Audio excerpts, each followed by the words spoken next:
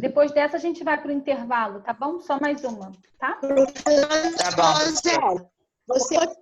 Você mostrou aquele dreno aí, aquele líquido é água, coloca ali dentro para poder puxar o líquido de dentro do pulmão? Isso. O Cláudio hoje tá que tá no grupo, né? Tá ativo. Hoje ele tá. Hoje o pai tá on.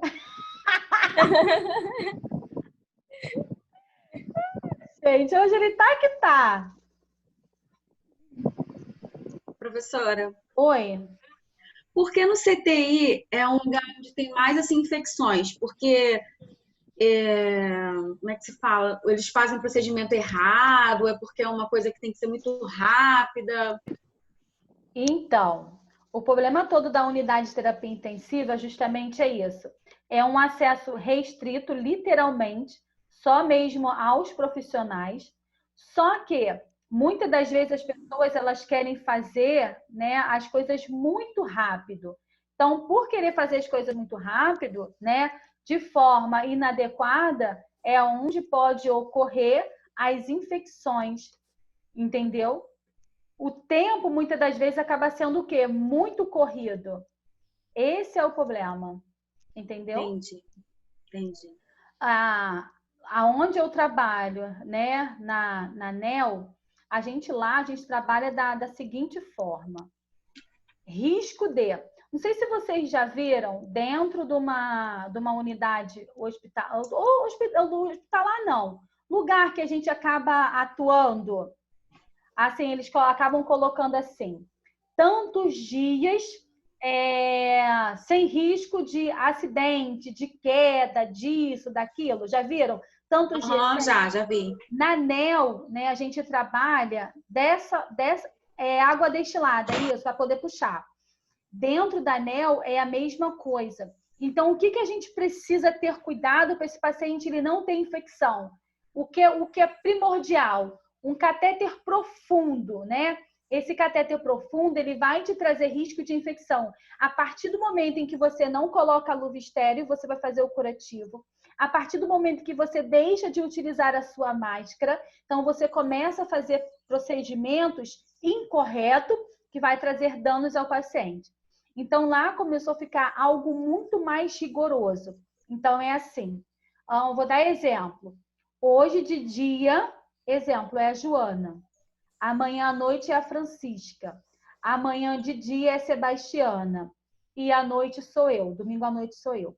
Então, o curativo ele é realizado uma vez por dia. A cada 12 horas é realizado o curativo. Vamos botar um exemplo, que é onde tem mais risco de infecção, que é por catéter. É respiratório. Peraí, vocês pegaram isso, tá? Quais são as infecções que mais acometem a unidade hospitalar? Infecção respiratória, infecção urinária. Lembra que vocês pegaram isso no primeiro dia de aula de assistência a paciente grave? Tenho certeza. Então, tenho certeza. Tenho. Então, vou botar exemplo de infecção por catéter, né? Que é onde a gente estava tendo mais risco de infecção, porque a gente, quando tira aquele catéter, né? Muitas das vezes é o profundo, que ele é o mais longuinho, que a gente chama de pique. Esse finalzinho, ele vai para análise. Então, ali a gente consegue identificar que tipo de bactéria é aquela dali. Então, se for uma bactéria por má manipulação, a gente é carcado. Então, o que foi feito? Hoje a Sebastiana fez o curativo.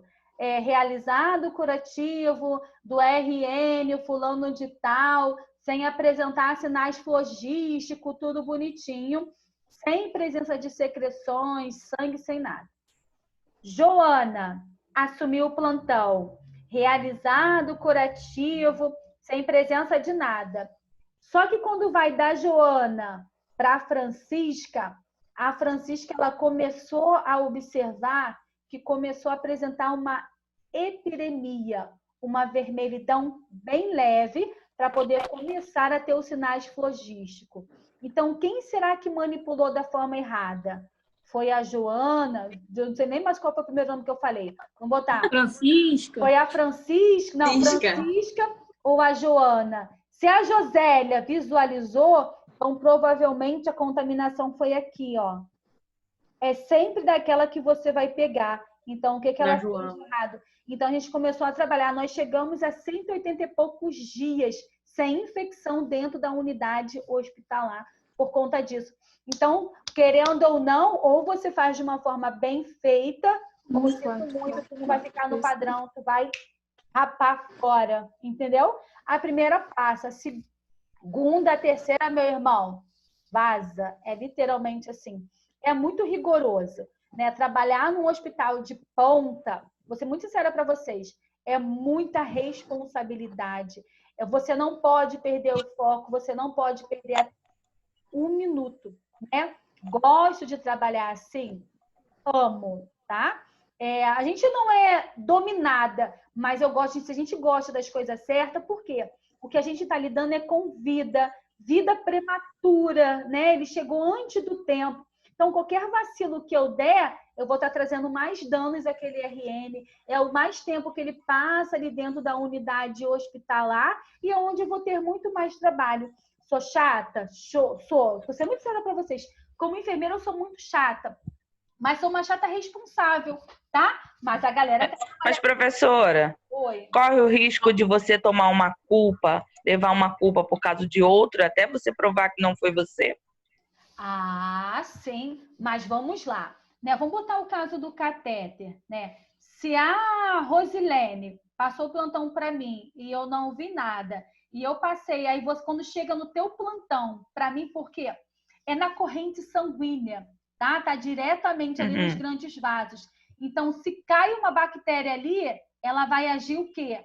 Rápido. Em menos de 12 horas, ela vai entrar em ação. Não vai ser da Rosilene passando para mim para poder ver no seu. Então, geralmente, porque a gente acaba fazendo análise, né, que a gente dá como comissão de CCIH, né? Então, como agir muito rápido, vai ser da Josélia para a Vanessa. A Vanessa vai pegar o meu furo, entendeu?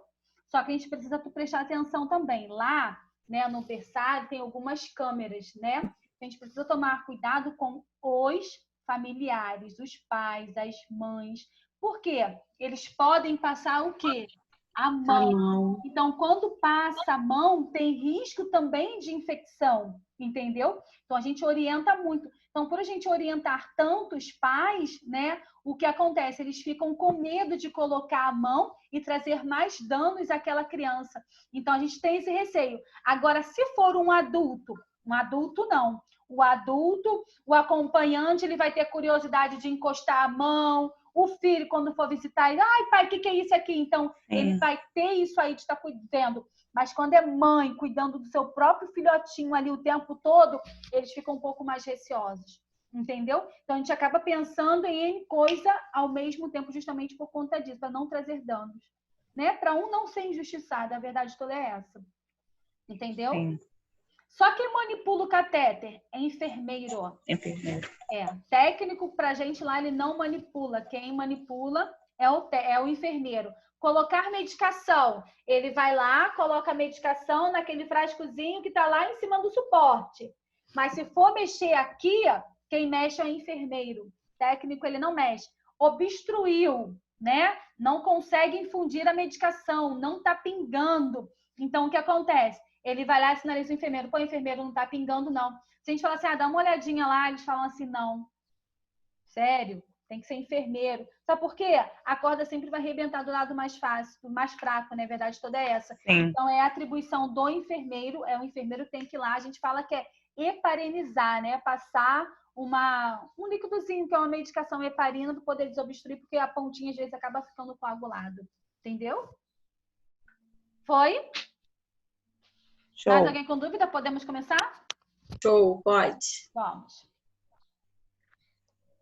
Preciso finalizar nosso conteúdozinho aqui. Semana que vem a gente só tem 40 minutinhos depois da nossa avaliação, tá? Depois a gente fala sobre isso. Mas que peninha. Pneumonia química, tá? Costuma ser causado por inalações, né? Agente tóxico. né, quando entra em contato com o organismo, essa substância nociva, fumaça e produtos químicos e agrotóxicos que podem causar irritação dos alvéolos pulmonares, inclusive aos pulmões. Então, muitas das vezes, né, vou botar aí o grande queimados, né? Quando ele acaba inalando aquela fumaça, ele pode desenvolver também o quê? Uma pneumonia química por inalação, tá? Sinais e sintomas. Então, nós temos... Cadê? Aqui. Sinais e sintomas. Hipertermia, né, que é acima de 37,5. Dificuldade para respirar ou falta de ar por conta desse acúmulo de secreções. Gente, as crianças, elas ficam assim mesmo, desde gente. Respiração mais rápido que o normal, né, uma taquicardia. Tosse seca ou tosse com secreções esverdeadas ou com sangue, né? Esse sangue vai ser por conta do esforço, né, que a criança acaba fazendo. Então, pode ser que venha com sangue justamente por conta disso. A gente só precisa observar essa hipertermia, se ela é noturna ou não, e essa secreção se está vindo com sangue, tá? Se ela vier com sangue, que tipo de suspeita que eu posso saber que esse paciente tem? Que doença? Quem sabe? Oi? Oi? Não ouvi. Não, você pode continuar. Né? Pode ser o quê? Uma suspeita de tuberculose. O que vai diferenciar entre uma e outra, né? A tuberculose, né? Ela acaba tendo uma sudorese noturna. É diferente. Então, a gente não pode tentar confundir a pneumonia com uma tuberculose, apesar de a gente saber que as secreções acabam vindo, né, com sangue, tá? Só com exame de escarro, né? Só com exame de escarro, que é conhecido como BAR. Tá? Como? BAR, B-A-R. BAR. Ah, tá. Tá? Entendi pá. BAR. Cefaleia constante, cansaço frequente, né? Ou dores musculares, sudorese noturnas e intensa. Então, tem que tomar cuidado, porque alguns sinais e sintomas, né, da pneumonia é característico aí de uma tuberculose. Tem que tomar cuidado por conta disso. Lembrando que a pneumonia você só consegue identificar que é uma pneumonia através de um raio-x. E a tuberculose, o exame de BAR, tá? Que é do escarro, tá? De 3 dias. Bom, a gente passa para uma outra doença conhecida como hiperbilirrubinemia, que nada mais é, né? Desculpa, é um aumento ou uma diminuição da bilirrubina, tá? Conhecida como icterícia, é quando nossos RNs eles acabam ficando amarelados, tá? Igual o Bob Esponja. Só que existe, né, diversos tipos de icterícia, né? Que é esse aumento da bilirrubina, né? O que seria essa bilirrubina? Por imaturidade, né, hepática ou aumento da hemólise. Lembrando que hemólise significa o quê? Quebra das hemácias. Que na quebra dessas hemácias, lembram quando eu falei lá no sistema hematopoético, né, que a criança, quando ela nasce, leva em média, né, o adulto 120 e a criança 90 dias para poder sofrer essa transformação. Depois ela leva de 60 a 70 dias. Quando tem essa quebra dessas hemácias, essa modificação, é onde pode ter um aumento ou uma diminuição, né? Que são as excreções da bilirrubina, que é o que vai fazer com que essa criança acaba ficando com essa icterícia, né? Que é essa coloração amarelada, tá? Pode levar a icterícia, que é com a coloração amarelada do RN. 4 tipos de icterícia. Eu tenho icterícia fisiológica, eu tenho icterícia patológica, eu tenho icterícia do aleitamento materno e eu tenho icterícia associada ao aleitamento materno insuficiente. Prestem atenção. A icterícia fisiológica, ela vai surgir após o nascimento da criança, de 48 a 72 horas, que pode perdurar aí até 7 dias. Então, essa é a fisiológica. A criança nasceu, pá! Ultrapassou as 48 horas, e ela começa a apresentar a coloração amarelada, igual tá esse marca-texto aí, ela vai ser fisiológica, mas, porém, entretanto, todavia, pode perdurar até 7 dias, tá? A fisiológica não é grave. Muitas das vezes a criança ela pode ir para casa, precisa tomar o solzinho da manhã todos os dias de 7 horas da manhã, pelo menos de 30 a 1 hora, dependendo aí, né, da temperatura, que às vezes o sol de 7 horas da manhã tá o aço. Então tem que tomar cuidado por conta disso. Então, ó, meia resposta, meio ponto. Icterícia fisiológica, ela surge cerca de 48 a 72 horas após o nascimento do bebê, que pode perdurar, que pode ficar aí em média 7 dias, e ela é reversível. Foi? Conseguiram entender? Vou até sinalizar aqui, bebê. Deu uma travada para mim, professora. Sim. Sim. Vanessa. Então, ó, tá me ouvindo, Vanessa? Então, ó. Agora eu tô, professora. Icterícia fisiológica, ela começa a surgir de 48 a 72 horas.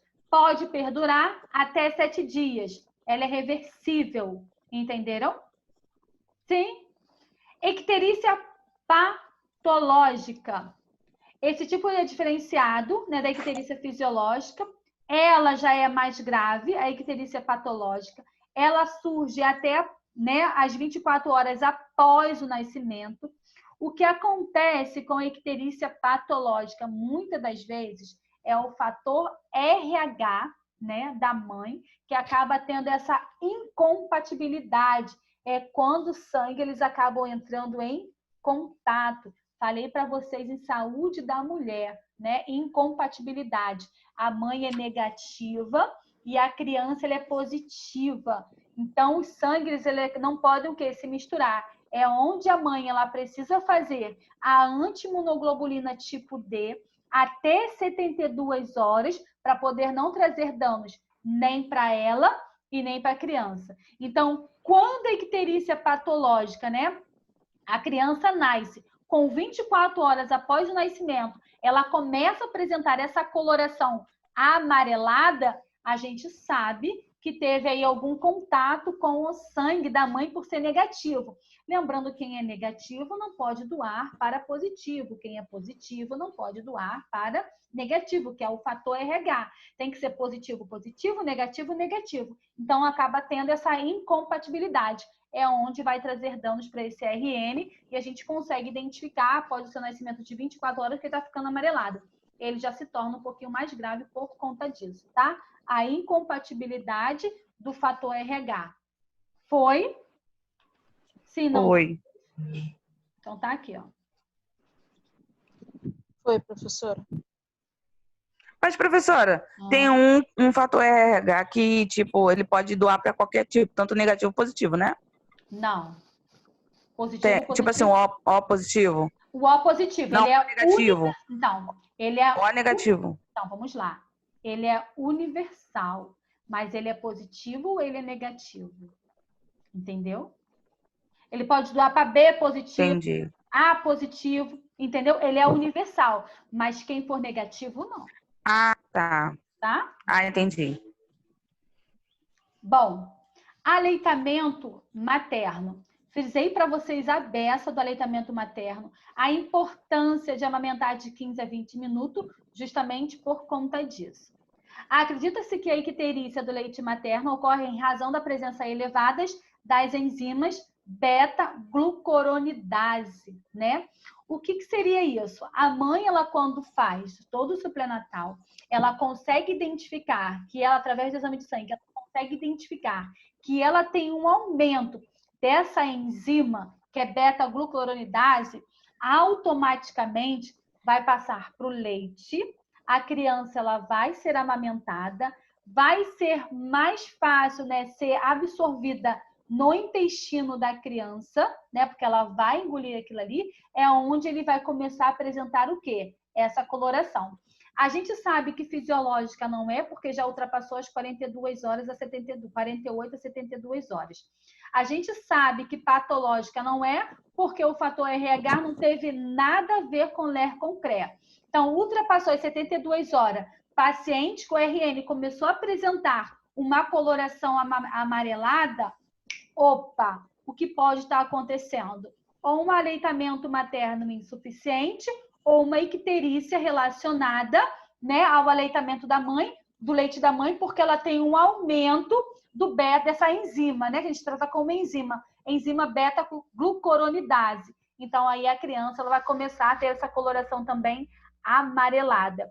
O aleitamento materno, né, ele precisa ser suspenso até a mãe, né, diminuir essa quebra dessas hemácias, né, o que foi transformado e acabou tendo esse aumento. Então, a mãe ela acaba colhendo esse sangue para poder saber se essa enzima, se essa quebra, se essa hemólise, ela realmente diminuiu. Aí sim, volta para o aleitamento materno. Conseguiram entender?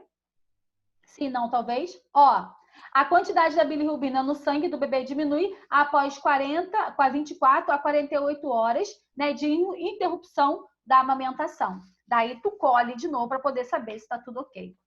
Foi? Show. Se não, talvez. Bom, icterícia associada a aleitamento materno. Esse tipo de icterícia surge consequente do aumento da reabsorção do intestino da bilirrubina, que pode estar associada ao aleitamento materno insuficiente. Já falei para vocês que a mãe ela precisa amamentar de 15 a 30 minutos de uma mama. No 7º dia é onde tem aquele leite de transição, é onde a criança ela vai se sentir mais saciada. Então, ela pega aquele leite fraquinho, literalmente, tá? Amamentou ali durante 5 minutos. Daqui a pouco ela dorme, 5 minutos a mãe vai lá e dá outra mama. Ela não conseguiu pegar o leite de transição, ela não conseguiu pegar esse leite maduro. É onde a criança ela acaba desenvolvendo também uma icterícia associada ao aleitamento materno insuficiente. Por isso a importância de 15 a 20 minutos. Foi? Foi. Tratamento. O tratamento da icterícia é baseado normalmente em fototerapia, que expõe o bebê à luz fluorescente. Cuidados de enfermagem. O RN totalmente despido, peladinho. A gente acaba protegendo como uma fralda, né, as partes do paciente, né, desse RN, as partes íntimas, mas a fraldinha ela fica um pouquinho entreaberta, mais a proteção ocular. Aumenta a ingesta hídrica, se possível, oral. Por quê? Ele está numa incubadora, ele está sobre aquela foto fluorescente, né, que é a luz. Então, ali acaba se tendo um aumento de temperatura, ele pode sentir o calor e ele vai sentir o quê? Se ele suar, ele vai perder líquido. Então, o RN ele desidrata muito rápido. A gente precisa ficar de olho, que é logo aqui embaixo, na temperatura, que ela precisa ser verificada de 4 em 4 horas. Luz fluorescente, incubadora quentinha. Opa! Algumas incubadoras, né, elas são por sensores. Então, quando você botar na direção do meu joelho, que eu não sou muito alto, na direção do joelho, se você encostar um pouquinho, acaba aumentando ou diminuindo. Então, por isso que a gente acaba colocando, verificar a temperatura de 4 em 4 horas. A proteção ocular. Deve-se cuidar para não obstruir as narinas do recém-nascido com o protetor ocular, pois essa obstrução pode causar o quê? Apneia. Proteção ocular. Só que esses RNs, eles são demais, né? Não sei o que eles fazem, gente. Às vezes eles estão atravessados assim na incubadora, tá?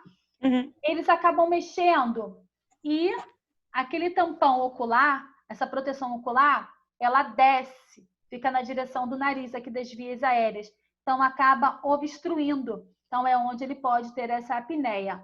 Prematuro, não consegue fazer sua primeira respiração direito, ainda desenvolveu uma icterícia, a gente precisa tomar cuidado. Essa foto aqui é real, tá? Autorizada porque não tem como ver lá. Mas vamos lá. Olha que coisa mais gostosa de minha vida. Presta atenção, essa porcaria aqui, ó. Esse aqui tá de sonda, tá? Que é o menininho. O que a gente faz? Tá vendo que ele é bem pequenininho, é diferente desse, que tá gordinho, mas desenvolveu uma icterícia? O que acontece? Quando o nosso prematuro, né, ele realmente é bem pequenininho, a gente coloca esse branquinho por aqui, é uma compressa. O tampão ocular, ele é muito grande, a gente coloca, né, uma compressazinha para poder fixar. Se ele mexer com a mão, ele não vai conseguir descer, então a gente acaba utilizando desta forma. Ele tá com uma sondinha, tá? Porque ele não estava conseguindo se alimentar, ele não podia fazer esforço. A gente acaba colocando uma sondinha para esse paciente para ele poder se alimentar. E aqui do ladinho, porque ele está todinho monitorado. Essa gorducha aqui, calhamba, tá? É a mesma coisa, ela desenvolveu uma icterícia, aqui a gente só precisa tomar cuidado porque ela já é grandona, mais ágil. Olha aqui aonde está o tampão ocular, tá vendo? Na narina. Uhum. Olha aqui Sim. a abertura onde é para ficar encaixadinho, olha onde está. Isso é porque mexe, tá? E a gente fica de olho o tempo todo. E essas são as de luz fluorescente. Qual a importância da gente estar colocando esse tampão ocular, nessa proteção ocular? É por conta dos olhos, né? A criança ela não está preparada ainda por ser prematura, então acaba prejudicando aí as vistas dessa criança. Por isso que a gente precisa obstruir aí, né? Proteger as vistas dessa criança. Foi? Foi. E Foi. isso. Ai, que Peraí, tem delícia. mais. Vocês pensam que acabou? Não, não, não, não, não. Tem ninguém dormindo não, né? Ah, na aula da senhora é meio difícil. Não. Acho bom. Deixa eu fechar aqui para poder abrir a outra.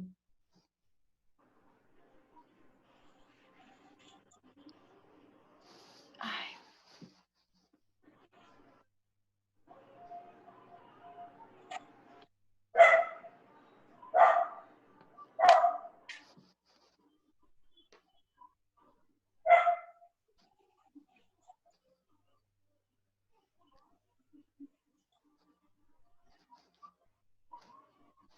Vamos lá. Deixa eu só aumentar aqui.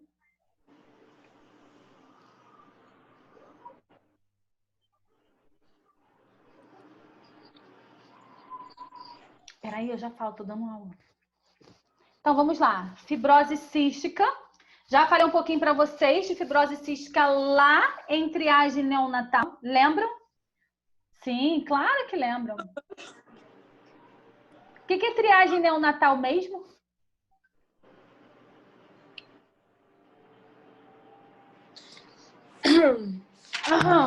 Isso aí, afia a garganta aí, ó, as cordas vocais.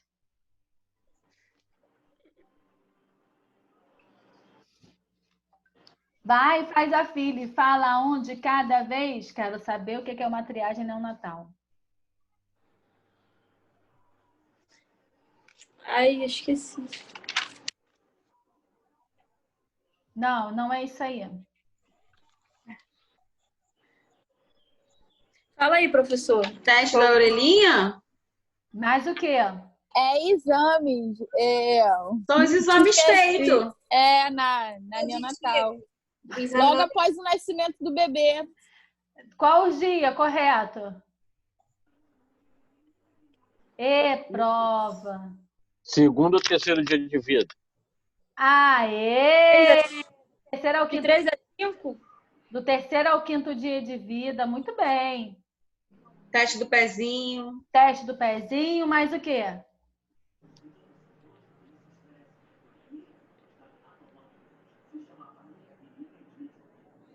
Do olhinho?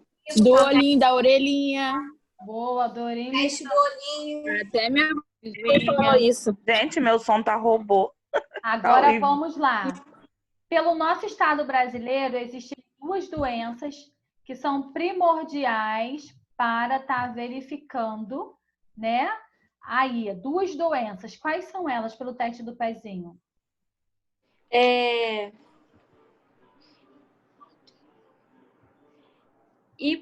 Não.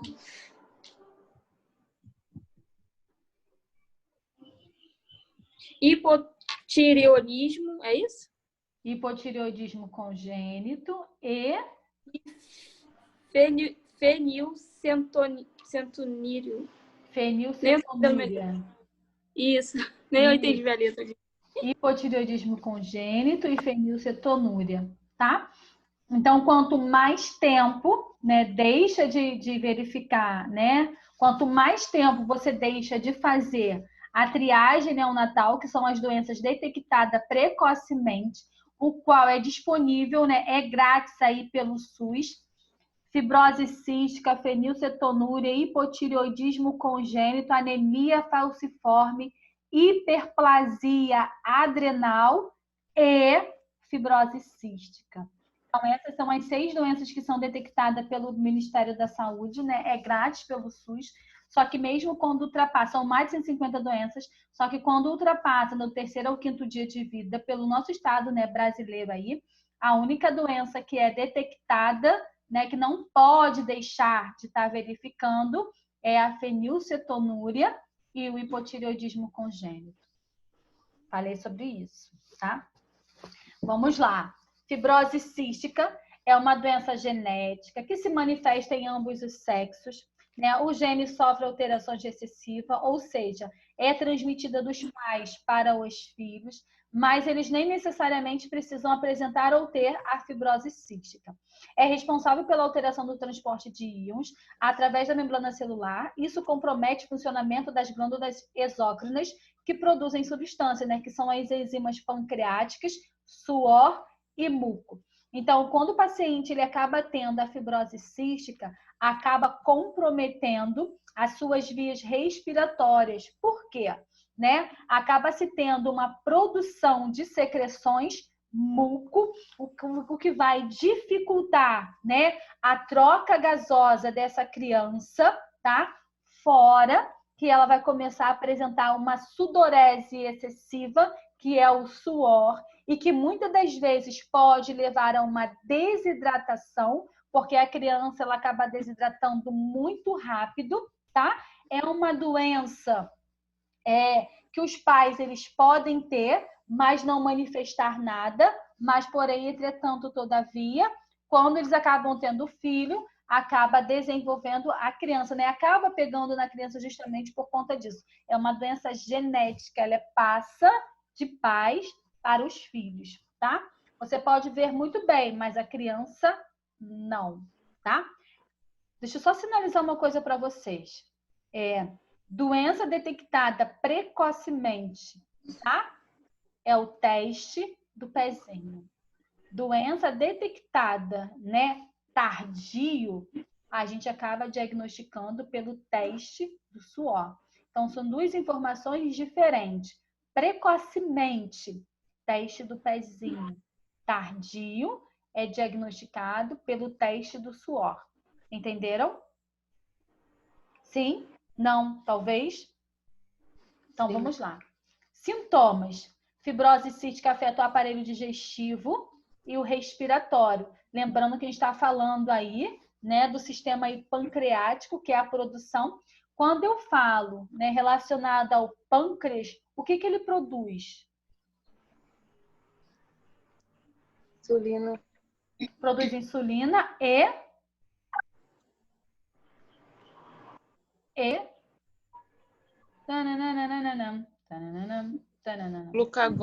glucagon, né? Através das ilhotas de Langerhans, alfa e beta, os hormônios que são produzidos é o glucagon e insulina, tá? Então, por isso que acaba pegando aí o sistema hormonal. Então, tem um aparelho digestivo justamente por conta disso, por causa da produção desse muco. E o respiratório, tá? E as glândulas sudoríparas, né? Que acaba tendo essa produção aí de suor excessivo. Diagnóstico tardio, né? Porque a gente está falando da doença em si, a gente não está falando, né? Precocemente, que é diagnosticado do 3º ao 5º dia de vida, que é através do teste do pezinho. O diagnóstico do teste do suor é específico para diagnosticar fibrose cística. Então, quando eu perguntar para vocês, fibrose cística tardio, teste do suor. O teste do suor é como se fosse... não tem aquele filtrozinho do teste do pezinho que eu mostrei para vocês, que aquelas bolinhas elas precisam ser preenchidas corretamente. Então, através daquilo ali, é encostado na pele dessa criança e ali é mandado para análise, tá? O tratamento, além de garantir a hidratação e a reposição de sódio, especialmente nos dias de calor. Por quê? Igual a gente está aqui agora, a gente está sentindo muito calor e a gente está tendo o quê? Uma perda de suor, né? O suor, ele acaba liberando o sódio. E esse sódio, se você não tiver uma boa hidratação, você acaba ficando o quê? Desidratado. E a criança, ela desidrata muito rápido. Muitas das vezes, ela precisa ir para uma unidade hospitalar para poder lá fazer essa reposição, tá? Ou até mesmo entre antibiótico terapia também. As mães que têm criança com fibrose cística, vou ser muito sincera para vocês, elas sofrem um pouquinho, tá? Elas vivem constantemente, tá? Dentro de uma unidade hospitalar por conta disso. Esquema de tratamento de fibrose cística. Inclui uma boa hidratação do paciente por meio da dieta, rica em calorias, sem restrição de gordura, porque ela precisa ter essa reposição por conta das atividades, né? Que é o ATP, que são as energias, tá? Suplementação de enzimas pancreáticas, porque ela tem aí, né, essa perda justamente por conta disso, que é o glucagon e a insulina, para auxiliar na digestão. Reposições de vitaminas lipossolúvel, tá? A, D, E e K. Inalações diárias, a gente consegue identificar, né, essa reposição de vitaminas, se ela está insuficiente ou não, através da coleta de sangue, tá? Inalações diárias com soro fisiológico, mais os broncodilatadores. Lembrando que ela está aí, né, com um acúmulo de muco, atinge as vias aéreas e ela precisa fazer uma broncodilatação, que são medicações inalatórias, tá? Conforme as características da secreção. Fisioterapia respiratória, a criança ela não sabe colocar para fora, ela não consegue expelir, então ela precisa realizar a fisioterapia porque ela tem uma produção aí excessiva de muco. Prescrição de antibiótico terapia em casa ou no hospital. Nos casos mais graves, é onde ela acaba ficando internada e faz o uso de antibiótico terapia, tá? Alguma dúvida sobre fibrose cística? Sim, não, talvez. Ela consente, hein? Até que período pode fazer esse exame tardio, professor? Então, a fibrose cística a gente coloca, né? Vamos botar aí precocemente, né? O ideal é até o 3º dia, do 3º ao 5º dia de vida. Quando acaba ultrapassando, né? Deu alguma alteração, acaba se repetindo com 15 dias. Então, no máximo que a gente joga é 30 dias. Quando ultrapassa é quando a criança ela realmente vai começar a apresentar aí essa sudorese excessiva, que é a característica. Vamos lá. Paciente soa muito, criança soa muito, né? Pequenininha. Tá com fibrose cística. Não é assim, tá? Tem criança que é normal apresentar aí essa sudorese excessiva, é normal. Mas ao ponto de levar a um hospital por conta da desidratação, é diferente, tá? Precisa ser diagnosticada através do teste do suor, tá bom? Conseguiu entender, Suzane? Sim, não, talvez? Boa, garota. Amidalite, tá? Nosso tempo vai acabar e nesse momento que a gente dá um intervalozinho, tá bom? Quando finalizar aqui, tá? Tá bom. Amidalite é uma inflamação das amígdalas, que são glândulos linfáticos presentes no fundo da garganta. A amidalite pode ser dos seguintes tipos. Bom, a bacteriana geralmente é causada por Streptococcus pneumococcus. A amidalite bacteriana é a mais grave. É onde começa a apresentar aquelas placazinhas no fundo da garganta. O paciente muitas das vezes fica internado, entra em antibiótico terapia, tá? As crianças, elas não conseguem respirar direito, elas não conseguem falar, começa a ficar babando igual boi, tá? Baba literalmente. Precisa se fazer aquela higiene oral mesmo, porque ela fica com uma halitose. Então, precisa fazer a higiene oral perfeitamente. São utilizados bicarbonato de sódio, que a gente coloca num abaixador de língua e acaba fazendo aquela higiene oral, que é o que vai trazer alívio e conforto para a criança.